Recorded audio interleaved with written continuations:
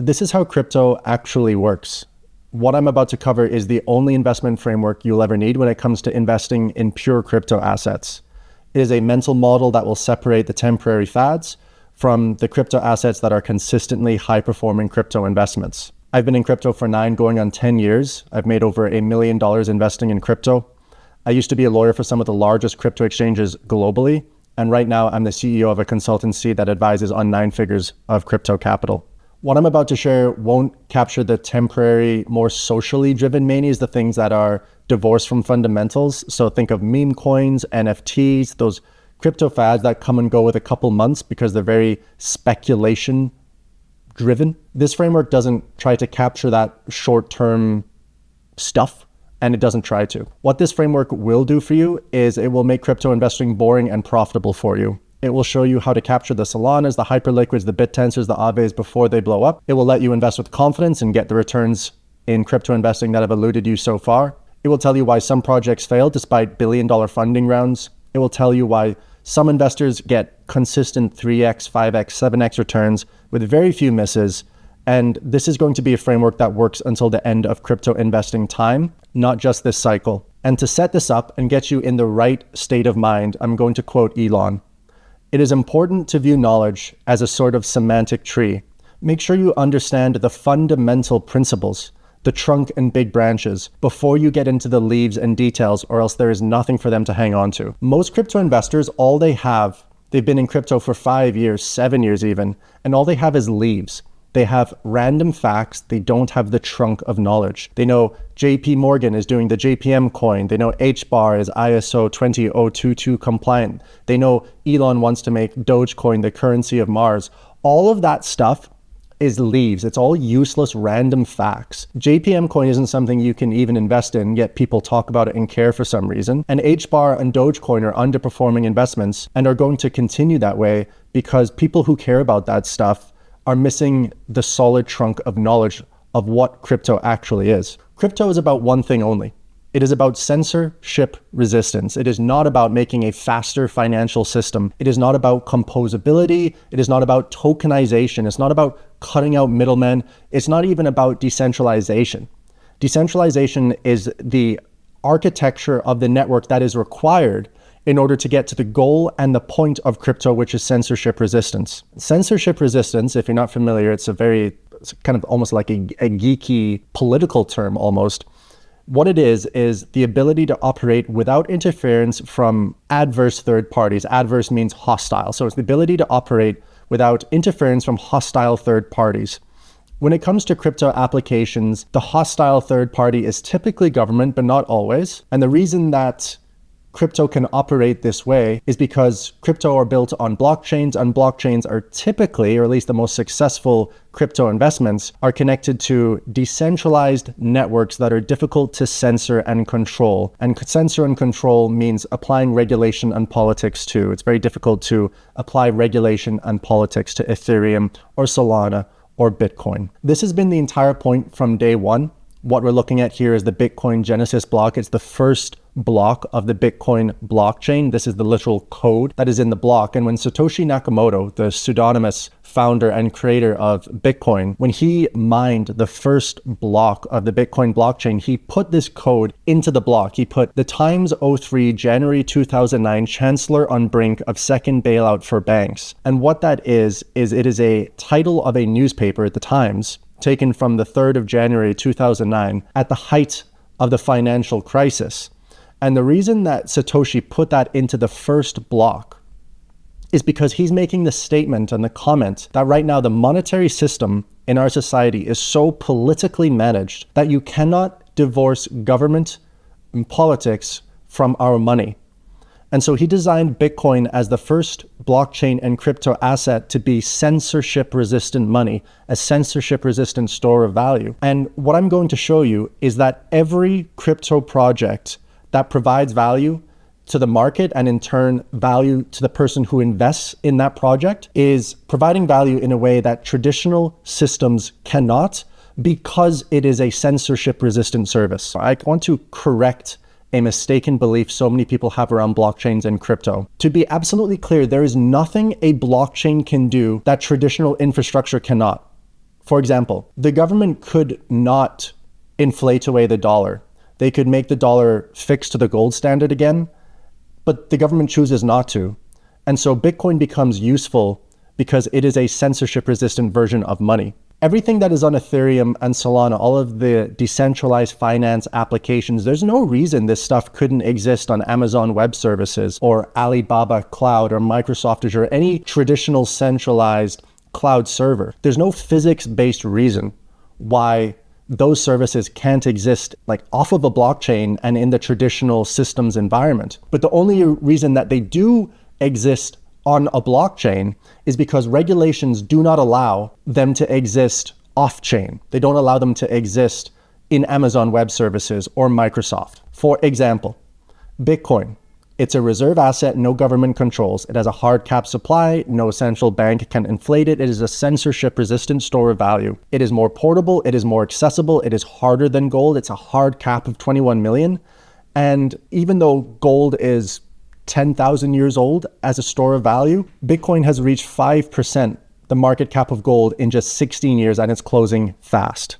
Central banks hate Bitcoin. They flag it as a risk because it is a risk to their systems and their goals. But keep in mind that you would describe Bitcoin as a risk to them, not as a risk to you. El Salvador was forced to ditch the Bitcoin standard in order to keep its funding from the IMF. But people like Michael Saylor continue stacking their Bitcoin, buying Bitcoin with 100% conviction that it is going to $1 million per Bitcoin and beyond, because he's making the bet that the traditional systems are failing, and invest in services or in tools that are resistant to the old systems is a good investment to make. If you would have invested $1,000 into Bitcoin 10 years ago, it would be $153,000 today, a 15,000% return. So the censorship-resistant money would give you 15,000% return over 10 years. Ethereum, it hosts an entire industry of financial services that are illegal in traditional finance. And remember, I'm the regulatory attorney here, worked with a band 1 ranked regulatory practice. This is the one thing I can really talk about. So the money markets, the liquidity pools, the decentralized exchanges, or just the exchanges that all exist on Ethereum and Solana, these by law should be requiring passports, SEC licenses. There should be regulated IPOs happening. So submission of documents as required by the SEC before money is being raised. But none of that stuff happens because it doesn't have to. The market, the people out there want that ability. And so DeFi exists because the market wants that stuff. And it had to be created in a way that wouldn't get taken down by the regulators. This stuff can exist in the traditional markets, not because it's impossible. You can go raise money without an IPO. You just go to jail for it. Whereas on these applications and on this decentralized infrastructure, you can do it in a way that the likelihood of negative repercussion is minimized because you're doing it in this global way that is facilitated on this infrastructure that is censorship resistant. It is hard to apply censorship to you when you use this infrastructure. And the market loves it. The market has been waiting to participate in financial services outside of Wall Street and outside of SEC approved venues. Ethereum is valued at $250 billion right now because it is the asset that powers this industry of illegal financial services that the market loves. Ethereum, the asset, went from 31 cents at launch to $2,100 today. It is one of the best performing assets in any market over the last decade. People love this stuff. Solana, it's the same thing. It is a decentralized infrastructure that is becoming the home for what the traditional system does not allow to exist.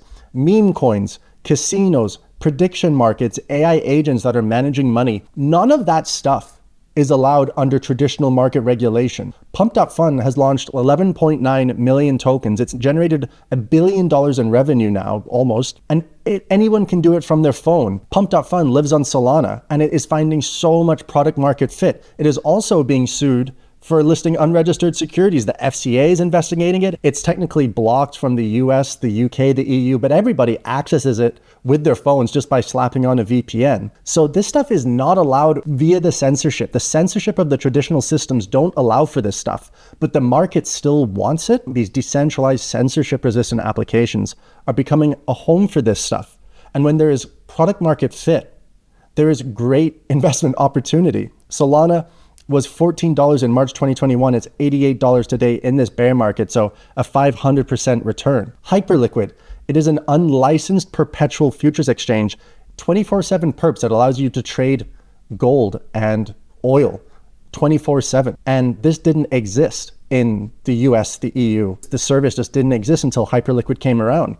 Technically, Hyperliquid is banned in the US and the EU because the traditional regulations don't want a service like Hyperliquid to exist in the way that it does. But because it is so difficult to censor, because it exists on a decentralized infrastructure, it exists and the market loves it. Hyperliquid is making so much money. 97% of the money that it makes in trading fees goes to buying Hype, the crypto asset, off of the market. And that's what good value accrual looks like. There's a service providing real revenue, and that revenue goes to creating value for the token holder. Basically, there's different ways of going about it, but as long as the service is desirable, it is making a profit, and that profit is going to the token holder. Those are fantastic tokenomics. Hype of Hyperliquid, it launched at $3.90 in November 2024, and it's currently at $40. So it's done over 1,000% return in under 18 months. You can see the theme here. When the service would not be allowed in the traditional markets, but the market wants it anyway, that's what this technology is about. And I'm not saying that's a good thing or a bad thing, though. I'm a pretty free market guy. I like it when the market gets what it wants. But my point is, this is how you become a good crypto investor. You kind of need to look for these very simple qualifying characteristics, and then you can recognize what a good crypto investment will be. Aave. Aave is an unlicensed money market. Permissionless lending and borrowing. There's no credit check, there's no bank, there's no license. Aave should be regulated, it should be censored, but it operates in a way that the traditional systems do not allow because it exists on Ethereum. It exists on this decentralized infrastructure. What Aave does is it makes profits and then it buys its token back off of the market. And so if you hold the token, there is all that demand coming on that token, which pushes the price up. When it came out in 2017, it came out at 1.6 cents. And it's currently $108, which is an over 6,000% return since the time of its ICO. So again, this service that wouldn't be allowed in the traditional system is allowed in the new system because the new system is censorship resistant. Every winning crypto asset connects to a service otherwise not allowed. Pendle, it is an unlicensed derivatives exchange. Is basically allows interest rate swaps with no CFTC oversight. In the traditional markets, CFTC should be overseeing this, and the CFTC wants to, but it is very hard to censor Pendle. Well, the market doesn't care. The market loves Pendle. It has $8.9 billion of TVL, and the connected crypto asset has gone from 5 cents to $1.25 since 2023, a 2,400% return. MakerDAO, it's now called Sky. It's effectively an unlicensed central bank. You deposit crypto collateral like Ethereum or Solana, whatever, and it gives you synthetic stable coins back. It should have a banking charter, but it doesn't. It just operates in a way that is not censored. It is censorship resistant because of the technology that it is on. And so it's gone from $168 in 2020 to $1,820 today. That's a 980% return. And so the framework that I'm trying to give you, if you're a pure crypto investor, recognize that the best crypto investments are going to be where crypto is used as the technology for delivering a service that would otherwise be non-compliant in the traditional economy. You may not like that. There are plenty of Democratic, like Elizabeth Warren types, who absolutely hate that. But it's not my job to say whether it's good or bad. It's my job to explain to you which crypto investments are good investments and why, right? Now we're seeing the same pattern play out in AI.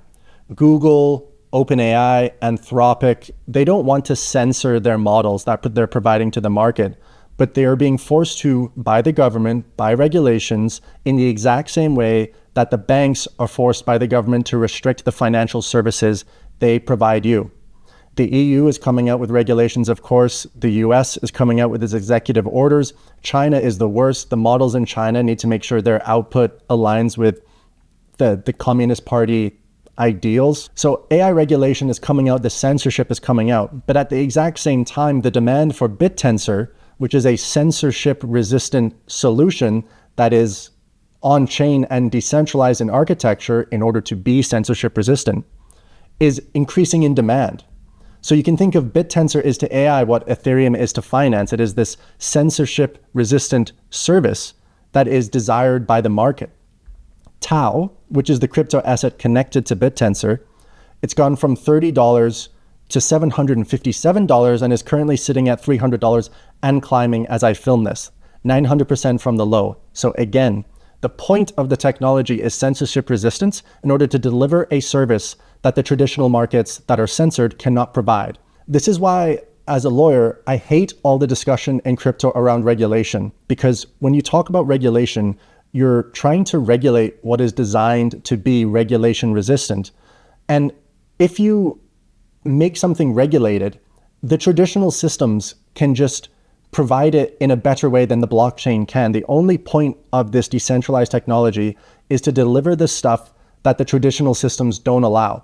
So regulation it's actually pointless. And it's also why it is so hard for the regulation to get created and come into effect. We've been talking about crypto regulation for 10 years in the United States, at least, and it takes so long to come out because the analogy that I use is you're trying to make water not wet when you try to regulate blockchains. It's what you're trying to do. You're trying to regulate water into not being wet. It doesn't really make sense, because the way to think about this is traditional systems, like the systems that are everything that is not a blockchain, they're not failing to provide Aave or Hyperliquid or Pendle or Bitcoin because they lack decentralization. They're failing to provide them because they're censored, and because they are not decentralized, they are being captured by censorship. And so the most successful projects in crypto have been, to date, and will continue to be, the projects that are working despite censorship, not because of it. When the censorship comes and the regulation comes that says, this service is now allowed, we permit this service, there's no need for the blockchain. The only point of it was to deliver a service that the regulation did not allow. If the regulation allows it, Amazon Web Services can provide it, right? What regulation does is it allows traditional finance, but also just the traditional systems generally. It gives the ground rules to allow those traditional systems to work with crypto. Traditional institutions working with crypto does not drive crypto returns. For example, like the Genius Act gave groundwork for stablecoin issuers in July 2025. What effect did that have on crypto asset prices? Zero. People now are telling you that once the Clarity Act is approved, crypto asset prices are going to go up. But this is without critical thought. There's no real depth of thought that are going into these statements, because the only crypto assets that go up over time are the ones that are connected to services that the regulations prevent the traditional systems from providing. For example, what need would there be for Bitcoin if the US dollar was hard and non-inflationary? What need would there be for Ethereum if Amazon Web Services could provide all of these open access financial services? If you are a crypto investor looking for returns, regulation does not matter to you. And because of that, I hate to tell you, institutions will not use crypto that you can invest in. So XRP, XLM, HBAR, all this stuff that is trying to be the crypto for institutions, none of these are going to be good investments. It doesn't follow this first principles thinking that I'm giving to you here. Institutions like BlackRock, these guys, JP Morgan, they're looking to reduce costs. They're not trying to innovate. These institutions want to extend their market dominance. They like the regulation. This is why JPM coin that JP Morgan uses to process $2 billion a day, it's on a private blockchain. It is censored. It is not censorship resistant. The institutions are on the side of the censorship, which is fine for them. This is what they have to do. They're regulated. They don't have a choice. My point is, if you're a crypto investor looking for returns, you're not going to find it on the side that doesn't provide value to the crypto asset. As a crypto investor, you need to be looking for innovation, looking for innovation that you can invest in is completely different from what the institutions are trying to do, which is reduce cost. That's why Larry Fink of BlackRock is so keen on tokenization, because it's going to help them reduce cost. But there's no crypto asset that is benefiting from this. And they're certainly not going to use XRP, XLM, or HBAR. And I know that upsets people. It upsets some of the people I consult. But the proof is that the institutions are not using this stuff. Why would they? There's no reason to. And so this type of content online, BlackRock CEO reveals tokenization future, crypto tokenization bull run adoption, major Clarity Act shock. This Clarity Act deal could ignite the next bull run. All of this is nonsense. It is all distracting you from what the actual value proposition of this technology is and where the actual returns from investing in this technology are. I'll give you an example. Ondo Finance, they got so much hype when they came out because they helped BlackRock tokenize US treasuries and put them on chain. But does the Ondo token accrue any of that value? No, because that would make it an unregistered security. So they are pandering to the institutions, so they've gone on the side of compliance. And if you're going on the side of compliance, there is no value creation there because there is no censorship resistance there, which is the only value prop a blockchain provides. And that is why Ondo has gone from $2.14 to 25 cents. It's why it's down 78%. It has no value accrual. It doesn't integrate the only value proposition that a blockchain has. Securitize, again, they're on the side of the institutions. They're on the side of regulation, which is fine, right? Like, we need these institutions. They provide a huge service to the market. I'm speaking to the investor that is looking for the 3x, 5x, 7x returns. It is not going to come from tokenization or from the Clarity Act. That is a red herring. You should not be looking there. Securitize, they help Apollo, BlackRock, KKR tokenize their investments. Securitize doesn't even have a token. You can't even invest in it, right? They're on the side of compliance. The core value prop of a blockchain, which is censorship resistant, does not come into play in any of this stuff, which is why there is no performing investment opportunities there. All the high performance investing opportunities have been on the side of censorship resistance. That has to be the core feature. This is why Naval, who is widely perceived as one of the most critical thinkers of our modern society, says it only makes sense to have digital on-chain assets. Off-chain assets coming on-chain, so tokenization. Tokenization might gain some very small tracking accounting benefits from being wrapped on-chain, but that's it. Because he understands that the only core value prop is censorship resistance. And because censorship resistance does not come into play when you tokenize treasuries on-chain, there's no value creation there. BlackRock might get some tracking accounting benefits, certainly, but there's no investment opportunity there that's going to double your investment, triple it. It just doesn't exist there. So in order to recognize the investments that perform, here's the only framework you'll need for the next 10 years. This is it. Is there a real service generating revenue? Does the connected crypto asset, the token, accrue value from that service? And then finally, does this service require censorship-resistant infrastructure, or could Amazon Web Services provide it? If you can answer yes to all three, that is a strong investment. If you have to say no to any of these, probably not. Hyperliquid, right? Is there a real service generating revenue? Yes. Does Hype, the token, accrue value from that service? Yes. Does Hyperliquid require censorship-resistant infrastructure? Yes. Because a 24/7 unregistered perp exchange is not allowed in the traditional systems, which is why Hype, the crypto asset, has done 1,000% plus returns. Aave, same thing. Is there a real service generating revenue? Yes, it's a money market. Does Aave, the token, accrue value from that service? Yes. Does it require censorship-resistant infrastructure to exist? Yes. Operating an unlicensed money market that the entire world can access is not allowed under traditional financial regulations. That's why it's up 6,000%. MakerDAO, the same thing. The censorship-resistant service creates the value, and the token needs to capture that value. Here's a word of caution. Watch out for examples like this. So Uniswap shows you that you need all three factors and what happens if you miss one. Uniswap is the most successful censorship-resistant decentralized exchange that has ever existed. It's created $1 billion in fees in 2025, but Uniswap, the token, or Uni, the token, is down 33% year to date, 2/3 below its December 2024 high. And that's because all the fees it would generate would go to liquidity providers, not the token holder. The token only had governance rights, it had no value accrual mechanism, which is why Uni, the crypto asset, is down as an investment. A great censorship-resistant protocol is not the same as a great investment. To recognize a great investment, you need all three. Winners: Bitcoin, Ethereum, Solana, Hyperliquid, Aave, BitTensor. They all are yes, yes, yes to these three questions. Losers: XRP, Ondo, Securitize.